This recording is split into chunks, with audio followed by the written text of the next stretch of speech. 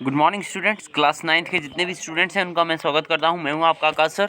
So we have started a chapter in the history and that the name is chapter number 3 and the topic was Nazis and the rise of Hitler.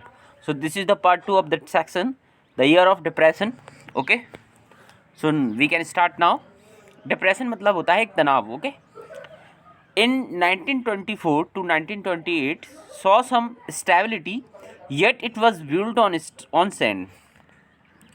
1924 से 1928 तक हमने क्या देखी थी? कुछ स्थिरता देखी थी, कुछ ठहराव देखा था। Yet it was built on sand, लेकिन जो ठहराव था वो कहते हैं ना कि वो रेत के टीले का ठहराव था। ठीक है, रेत के टीले का ठहराव था।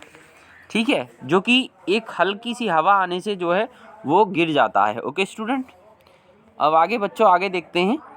इन 1924 1924 में with the introduction of the Dawes plan के साथ आने के कारण, प्लान बाय द अमेरिकन्स, जो कि अमेरिकन्स के थ्रू लाया गया था, Germany came out from the financial instability.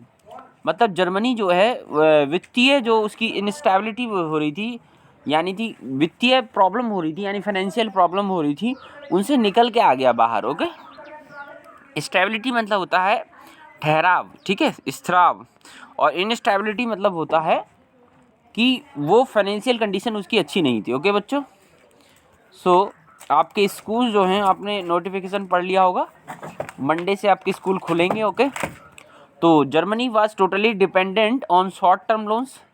तो जर्मनी जो है शॉर्ट टर्म लोन्स पे डिपेंड था। लोन्स दो टाइप के होते हैं, एक तो शॉर्ट टर्म होता है स्टूडेंट्स, और एक होता है students long term loan. Okay,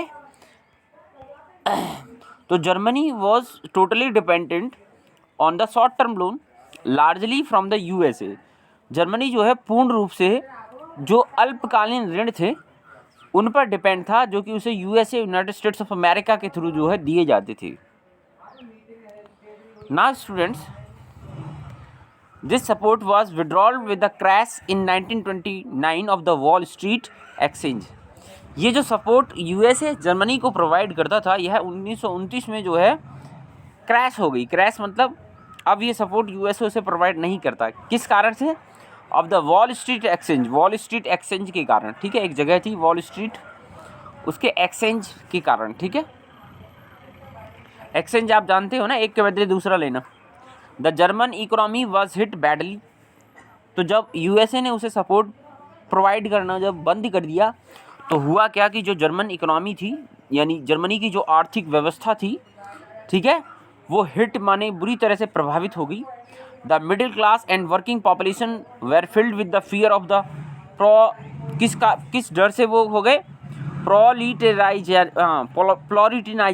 प्लोरिटिनाइजेशन होता है कि जब अर्थव्यवस्था जो है किस में आ जाए, तंगी में आ जाए, तो उस कंडीशन को हम कहते हैं प्लोरिटिनाइजेशन। ओके, आगे चलते हैं। The Weimar Republic had some inherent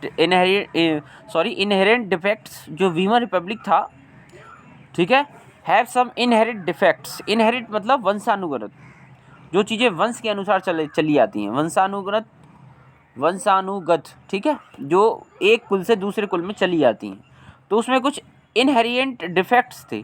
ठीक है, अब वो डिफेक्ट कौन कौन से थे वो देख लेते हैं। तो पहला था प्रोपोर्शनल रिप्रेजेंटेशन।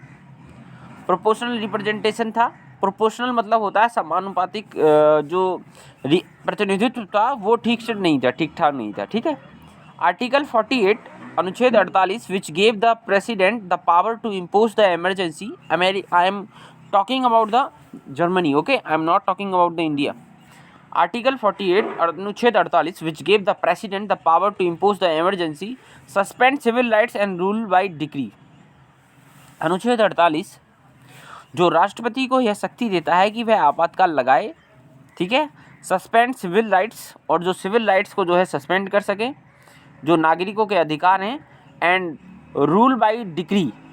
और रूल बाय डिक्री आप मुझे ये बताइए, रूल बाय डिक्री क्या होता है? कमेंट बॉक्स में कमेंट करके दिखाइए कि रूल बाय डिक्री होता क्या है। Okay student, now move to the next page. He join the German workers. Wait करिएगा आप, ठीक है, हमने ये पेज कंप्लीट कर लिया। इसके बाद just wait a second, now move to the next page student. Hitler's rise to power. किस तरह से हिटलर की शक्तियों का उदय हुआ वो देखते हैं। Hitler was born in Austria. Austria में जन्म हुआ था in 1889। He earn many medals for bravery in the first world war. Okay, बहुत ही उसे जो वीरता के पुरस्कार मिले थे प्रथम विश्व युद्ध में। The German defeat horrified him. The treaty of Versailles made him furious. The German defeat horrified him, उसे डरा दिया। द ट्रीटी ऑफ वर्सलीज, जो वर्सानी की शैली थी, मेड हिम फ्यूरियस, उसे बहुत डरा दिया या वह डर गया। He join the German Workers Party, उसने जर्मन वर्कर्स पार्टी ज्वाइन की। And renamed it National Socialist German Workers Party, और उसे नाम दिया राष्ट्रीय सामाजिक जर्मन मजदूर पार्टी।